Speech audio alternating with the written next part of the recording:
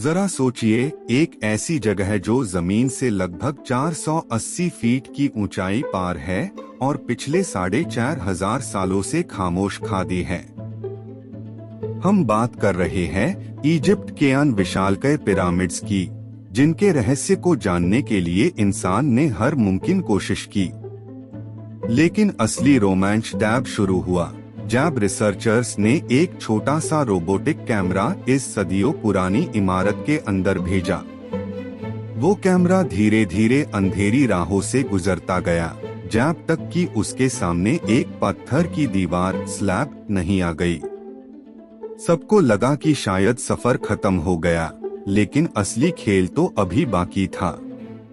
Researchers को पूरा यकीन था कि इस स्लैब के पीछे कुछ ऐसा है जो दुनिया की तारीख बदल सकता है।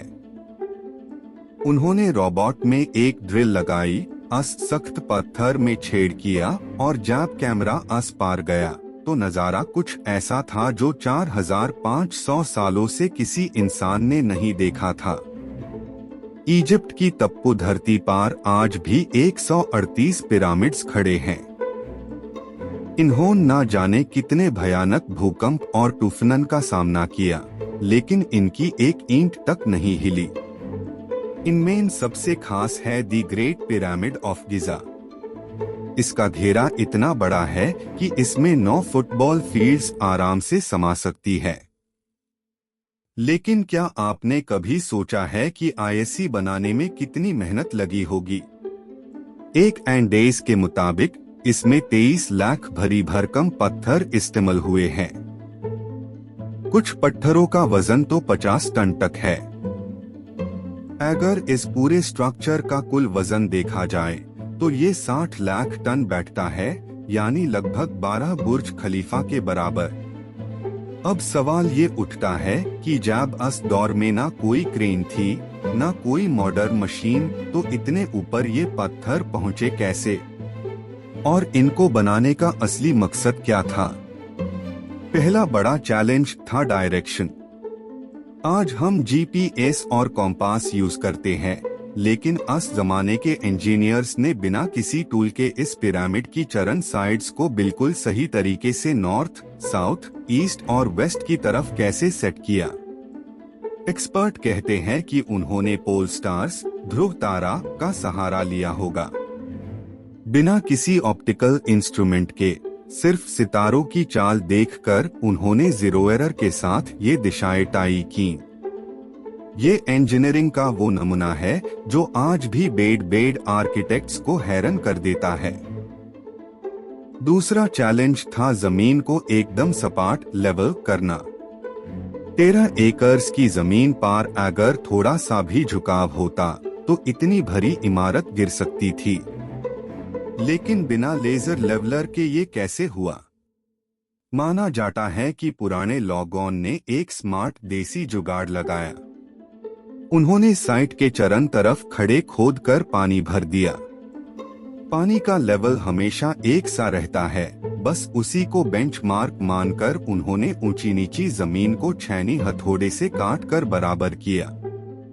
एक सिंपल लकड़ी और रस्सी वाला टूल, प्लम्ब लाइन, भी उनका सबसे बड़ा हथियार था। अब बात करते हैं उन पत्थरों की। ना उनके पास ग्राइंडर था, ना हाई पावर टूल्स। फिर 50 टन के पत्थरों को इतनी सफाई से कैसे काटा गया? रिसर्चर्स ने पाया कि वो लोग कॉपर, तांबा की छेनी यूज करते थे।